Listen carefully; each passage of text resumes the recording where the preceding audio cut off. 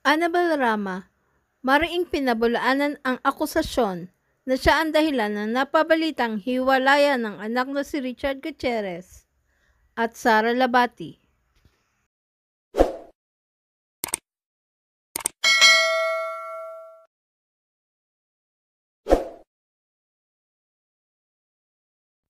Galit na nagpost sa kanyang social media account ang butihing ina ni Richard Gutierrez na si Annabel Rama hinggil sa napapabalitang hiwalayan ng mag-asawang Richard Gutierrez at Sara Labati. Ang napabalitang hiwalayan ay wala pang kumpirmasyon sa mag-asawang Richard at Sara. Ayon kay Annabel, mali ang mga binibintang sa kanya at darating ang araw na malalaman ng mga tao kung sino ang tunay na kontrabida sa pagsasama ng dalawa. Dagdag pa ni Annabel na wala siyang alam sa mabilis sa pangyayari kaya maling sa kanya ibunton ang sisi.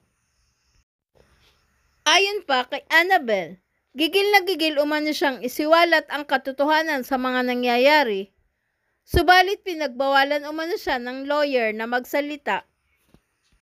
Pahabol pa niya na ayaw niya maghiwalay ang dalawa sapagkat mahal niya ang kanyang mga apo dito. Mga tsismosong marites, tigilan niyo ang gumawa ng maling kwento.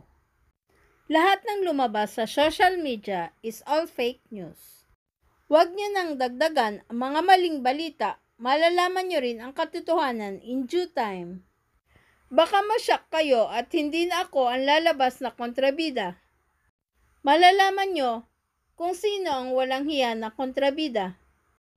Mali ang bintang niyo sa akin. Sino ba ang may gustong maghiwalay sila? Ako ba? Or ang mag-ina? Huwag niyong idiin sa akin ang nangyayari ngayon. Ako ang walang alam sa nangyari, ang bilis. Nagulat na lang ako biglang dumating ang nanay at tatay galing sa ibang bansa. Doon na nag-umpisa ang malaking gulo. Huwag niyo ibagsak sa akin ang sisi.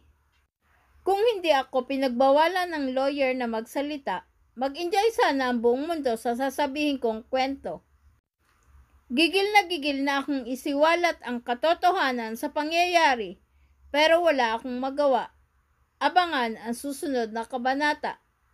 Basta ako, ayaw ko silang maghiwalay dahil mahal ko ang mga apo ko.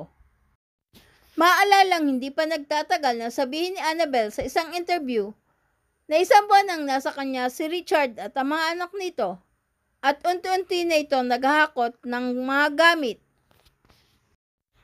Dagdag pa ni Annabel na si Richard ay trabaho ng trabaho at yung isa aniya ay masyadong magastos. Can I ask you lang? Si Richard nasa bahay ko ngayon, Okay. 1 month na. Pero unti-unti siyang lumilipat ng gamit sa Alabang. Lilipat na siya mga siguro after Christmas. Tita, can you confirm na hiwalay na yung dalawa? Hindi pa ko pwede magsalita eh. Basta sabihin ko sa iyo, si Richard nasa akin ngayon. Okay. Ang Yun mga lang bata, masasabi tita? ko. Ngayon, mga bata na kay Richard. Okay. Totoo ba yung balitang may gusot between you and Sarah? Hindi ko siya nakakausap. Wala akong time magpag-usap sa kanila. Right. Pero tita, how's Richard handling this? I'm sure mahirap to para sa kanya. Mahirap sa kanya kasi una-una, trabaho silang trabaho. Wala siyang ginawa kundi magtrabaho. Dating niya sa Manila, hindi niya alam bakit nagkaroon ng gulo. Yun lang yun. Hantay na lang kayo kasi malalaman nyo rin. Okay. Not now, okay? Not now. Tita, last na lang. Ano, Totoo ba Dok? yung issue na masyadong magastos? Nakikita mo naman, di ba? Nakikita mo naman, di kailangan magsalita pa, nakikita mo na yan. Di ba?